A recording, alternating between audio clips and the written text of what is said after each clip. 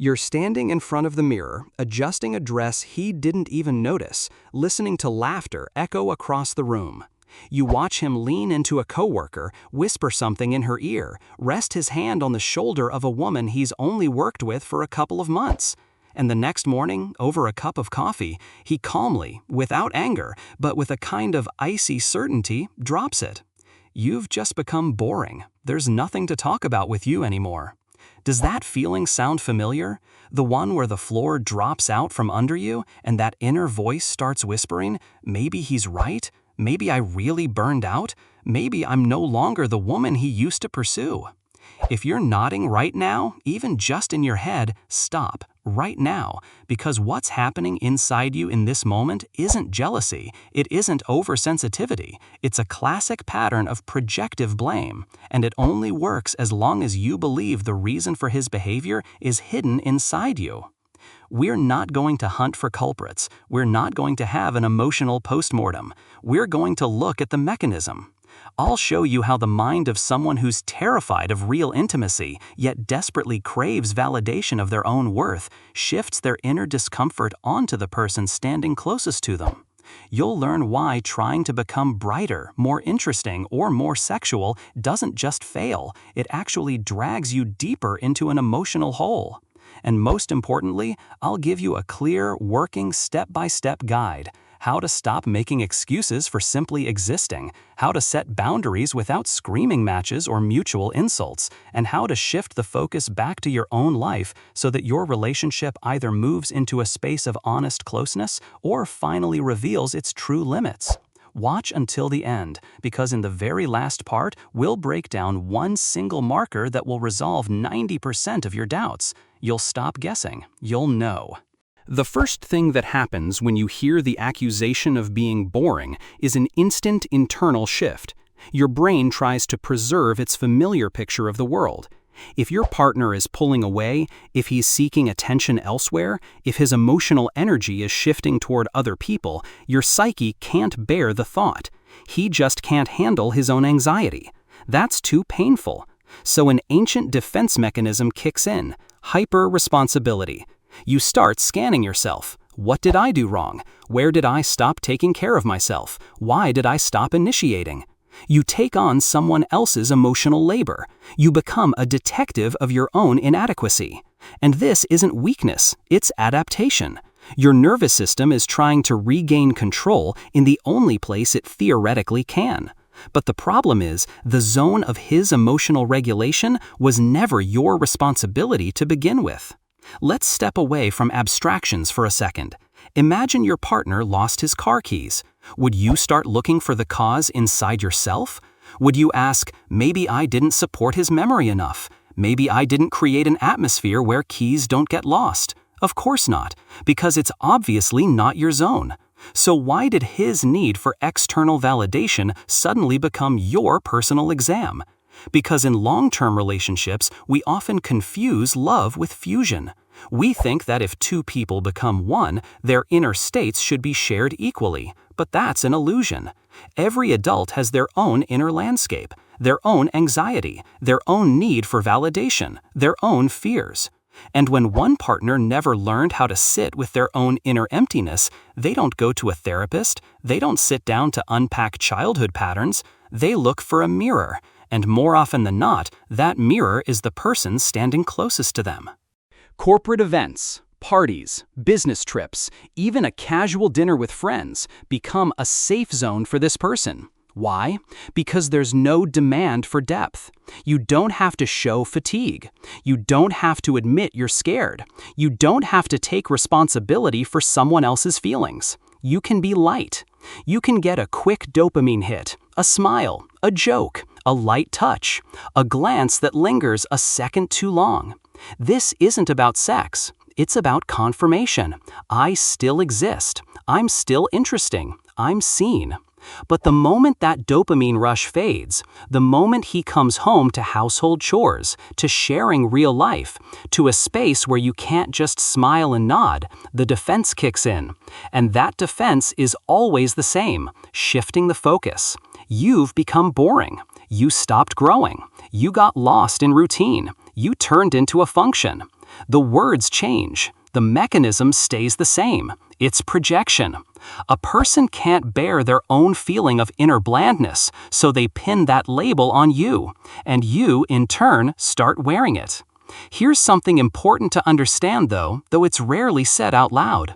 Boredom in long-term relationships isn't a personality trait. It's a symptom. It's an indicator that the couple no longer has a safe space for vulnerability. When you can't say, "I'm struggling," when you can't admit, "I'm afraid we're drifting apart," when you can't ask, "Just hold me," for no reason. When all living emotions get filtered out, only logistical chains remain. Who picks up the kids? Who pays the bill? Who goes to the store? And in that space, you really do become flat. Not because that's who you are, but because nothing alive can breathe in a vacuum. You stop being a person and become a root. And you don't flirt with a root, you just pass through it. And right here, the most dangerous loop begins. You see him come alive elsewhere, you feel that contrast, and you do what seems logical. You try to become brighter, you buy new clothes, you sign up for courses, you start posting more actively on social media, you initiate conversations, you try to bring back that spark from the beginning. And what happens? You get temporary relief. He reacts, maybe even for a short while, but then the cycle repeats. Why? Because you're treating a symptom with a pill, not the illness itself. External changes without inner grounding aren't seen as growth. They're seen as an attempt to restore the status quo. He doesn't see a living person, he sees a tense woman trying to please. And that tension only deepens the distance.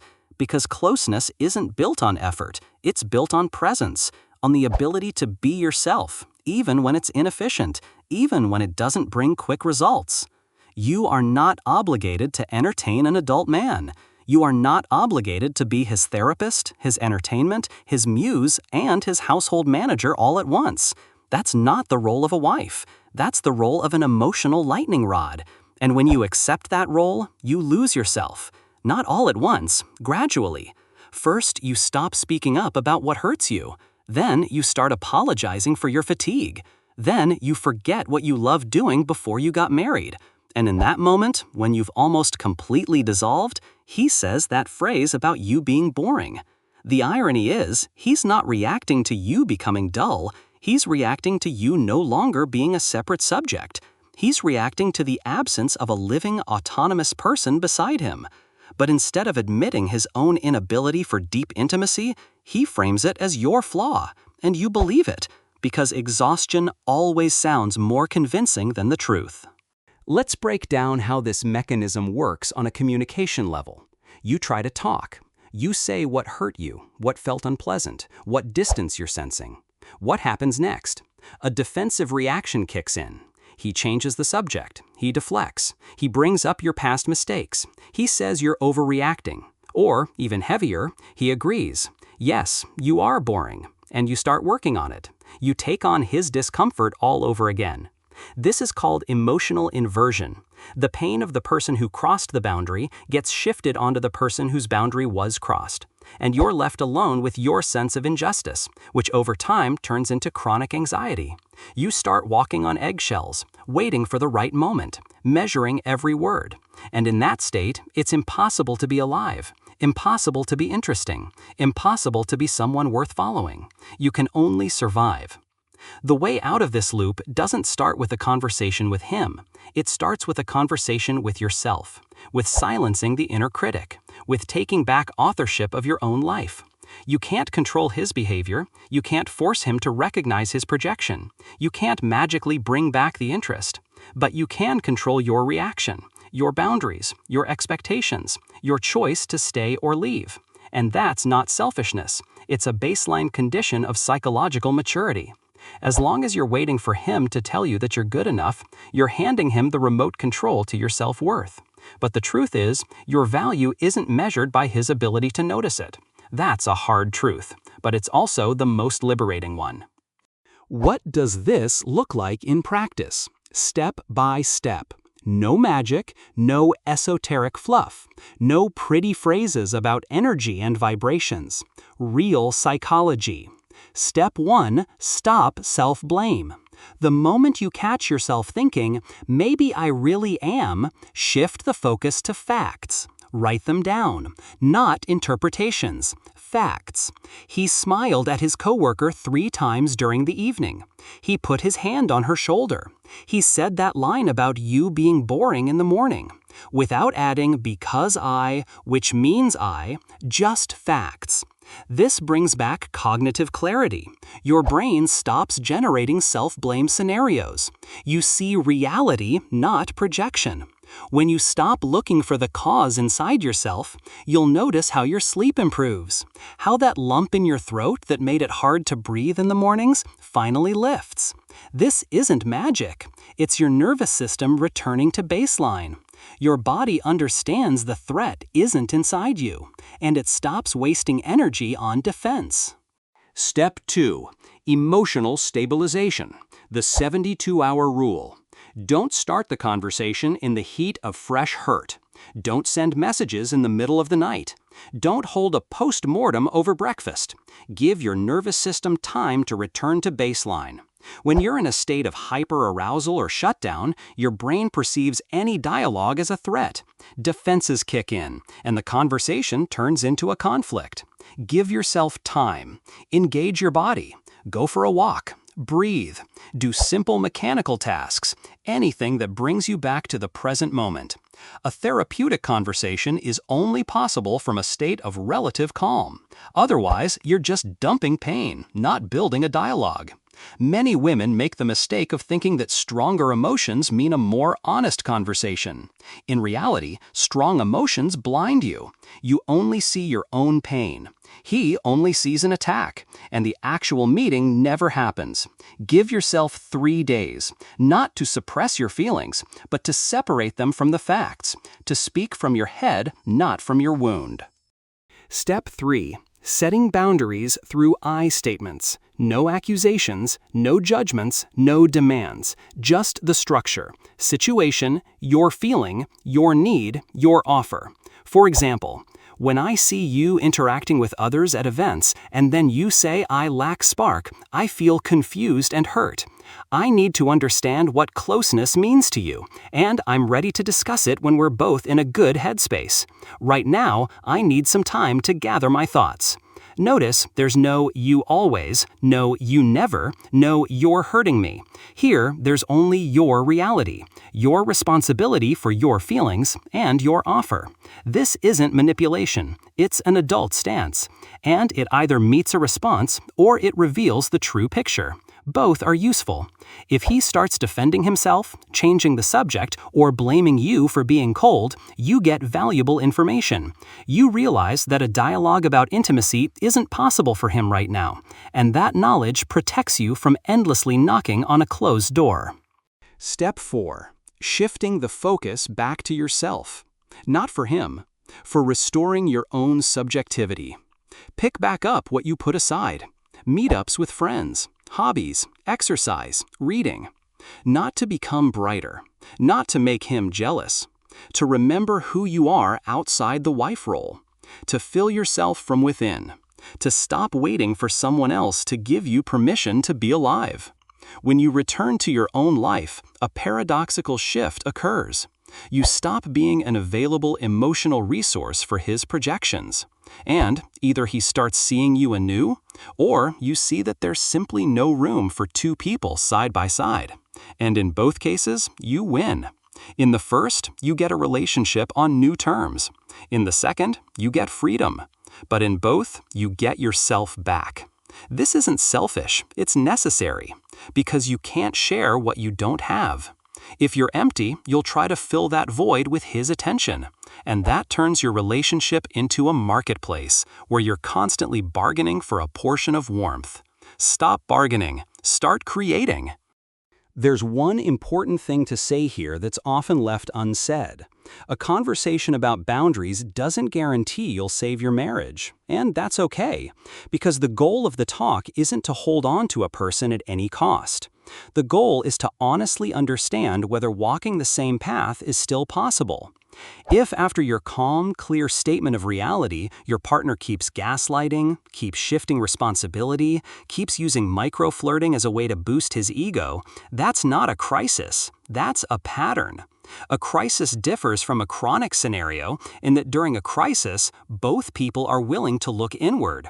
In a chronic pattern, one person waits for the other to fix themselves. And if you're in the second scenario, no communication techniques will save you. Because closeness isn't built on the absence of conflict. It's built on the presence of a repair culture, on the ability to return after a fight, on the willingness to say, "It was hard for me, but I'm ready to listen." If that's missing, the flirting on the side is just a symptom of a lack of desire to truly meet. You are not an object of his projections. You are the center of your own coordinate system. As long as you're waiting for him to tell you that you're good enough, you're handing him the remote control to your life. But the truth is, your worth isn't measured by his ability to notice it. When you stop making excuses for simply existing and start living from an inner foundation, a shift happens. Either he sees you alive and is ready to meet you as an equal, or you see that there's simply no room for two people side by side. And both options are a win, because in the first, you get a relationship. In the second, you get freedom. But in both, you get yourself back. Boredom isn't a lack of brightness, it's a lack of safety to be yourself. When you can't show fatigue, fear, anger, or a need for help, you become flat. Not because that's who you are, but because the space for living emotions has shrunk to the size of a household schedule. And the only way to reclaim that space is to stop playing a game whose rules you didn't write, to stop looking for yourself in his eyes, to stop proving you deserve attention. You already do, simply because you're here, because you feel, because you're asking yourself questions, because you haven't given up. Let's dig deeper into attachment mechanics. In psychology, there's the concept of an avoidance style. It doesn't mean the person doesn't want love. It means intimacy is associated with engulfment, with loss of autonomy, with the burden of carrying someone else's emotions. And when the relationship deepens, when routine and responsibility replace the lightness of the first dates, panic kicks in. Not the kind you can put into words, the kind that lives in the body. Tightness in the chest, a need to pull away. And that's when the person looks for an outlet. Not necessarily physical, more often emotional. Light flirting, texting, jokes, glances. It's a safe illusion of connection. There are no obligations here, no routine, no demands, just confirmation of their own attractiveness. And when he returns home to real life, he can't bear it. So he pushes the discomfort outward. He blames you, because saying, "I'm afraid of closeness," is too scary. But saying, "You're boring," is easy.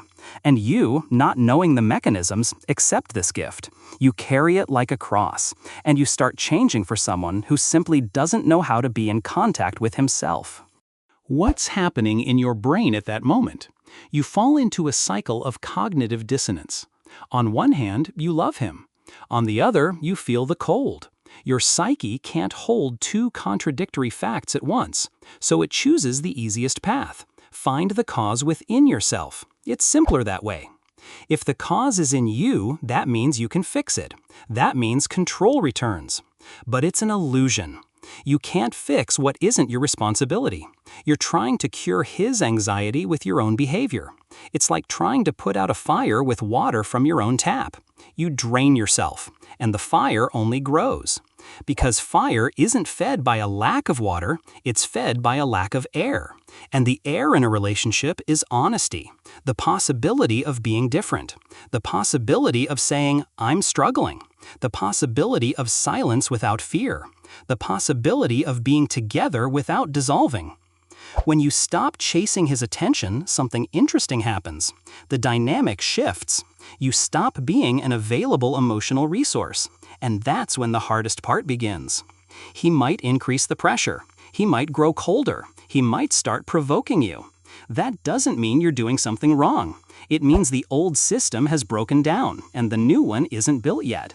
He's used to you running to him to compensate for his distance. And when you stop, he feels panic. But not the kind that leads to growth. The kind that leads to an attempt to restore the status quo. He might say, "You've changed. You've become cold. You don't love me anymore." And here it's crucial not to snap, not to start justifying yourself, not to slip back into the old role. Just hold the boundary, calmly, confidently, without aggression, without resentment. You're not attacking, you're simply standing your ground. And that changes everything. Because in that moment, you stop being a function, you become a person, and you can build a relationship with a person. You can only exploit a function. Many women fear this stage. They're afraid that if they stop trying, the man will leave. And it's true, he might leave. But the question is, what is he leaving? A living woman who knows her boundaries, or a function that stopped delivering quick dopamine?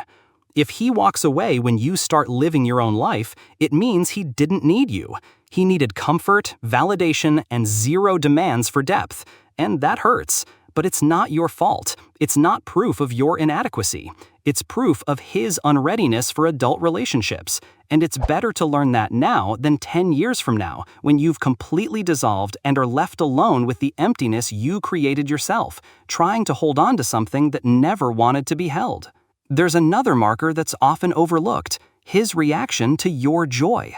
When you shift the focus back to yourself, you start noticing simple things: the taste of coffee, the smell of rain, a friend's laughter, success at work. You start glowing from within. And right here, watch his reaction closely. If he starts supporting your interests, if he asks questions, if he's happy about your return to life, then the couple has a chance. That's a sign of maturity. The ability to rejoice in a partner's autonomy is the foundation of healthy closeness. But if his reaction is coldness, irritation, sarcasm, attempts to belittle your achievements, or to push you back into a caretaker role, then the dynamic is toxic, not in a casual sense, in a structural one. He doesn't want a partner, he wants a backdrop. And a backdrop isn't supposed to shine. A backdrop is supposed to be convenient. And here, the choice is yours. Stay a backdrop or step off the stage. Let's go back to that conversation, the one you're afraid to start. You're waiting for the perfect moment, waiting until you gather your courage, until you find the right words, until you're sure you won't lose control. But the perfect moment won't come, because you're not waiting for a moment, you're waiting for guarantees, and those don't exist. There's only risk, and there's truth. And the truth is, you have a right to your feelings. You have a right to boundaries. You have a right not to be a convenient backdrop. And when you accept that, the conversation stops being a threat. It becomes a tool for clarity. You don't go to him demanding he change. You go to him with facts, and you offer a choice. Either we look at this together, or we honestly admit our paths have diverged. And both options are better than slowly dying in silence, convincing yourself it's love. Remember the rule of silence. Don't try to fill every pause with words. Don't explain your position 5 times. Say it once, clearly, and give him time. Silence isn't emptiness, it's space for his choice. If he uses that time to think, to come back with questions, to start a dialogue, then the door is open. If he uses it to get offended, to go silent forever, to start seeking attention elsewhere, then the door is closed. And that's not your loss, that's your protection. Because you've stopped knocking on a wall. You've stopped wasting years trying to breathe life into something that never breathed in the first place. You don't have to be strong. You have to be honest. Honest with yourself. Honest with him. Honest with what's happening between you. Strength isn't about enduring. Strength is about seeing reality and acting accordingly, even if it's scary, even if it means being alone for a while, even if it means admitting you made a mistake in choosing your partner. A mistake isn't an ending, it's data. Data that allows you to choose differently next time, not out of fear of loneliness, not out of habit, but out of respect for yourself. And this is where we reach the core, the thing that closes all doubts. The main marker of a healthy relationship isn't the absence of flirting, not the absence of fights, not perfect understanding at a glance. The main marker is the willingness to return, after a fight, after hurt, after coldness. The willingness to say, "I was wrong." The willingness to ask, "How are you feeling?" The willingness to look into each other's eyes and see not a threat, but a person. If that's missing, flirting at a corporate event isn't the problem. It's a symptom of a lack of desire to truly meet. And no dresses, courses, hobbies, or communication techniques will fix that. Because closeness can't be bought, it can only be built, together or not built at all, and you have to accept that. You're not boring. You just stopped playing a game whose rules you didn't write. You stopped being the mirror he used to hide from himself. You returned to your own life, and that's the bravest thing you could have done, not for him, for yourself. Because only you know what it's like to be you, and no one else has the right to take that knowledge from you. No accusations, no cold stares, no phrases about you being boring. You are here. You are alive. You feel. And that is enough, always. If this breakdown resonated with you, if you recognized your own thoughts, fears, and inner monologues in it, write one word in the comments: anchor. I'll pick a few stories and break them down in the next video, showing how to adapt these steps to your specific dynamic, not to some abstract template, to your reality, to your boundaries, to your choice. And if it matters to you not just to listen to psychology, but to apply it in practice, subscribe. Here, we don't hunt for culprits, we take back authorship of our lives. We learn to speak without fear. We step out of scripts that never belong to us. And we build relationships where it's possible to be alive, even when it's uncomfortable, even when it takes courage. Because that's the only way to find those who are ready to walk beside you, not those who wait for you to become their backdrop.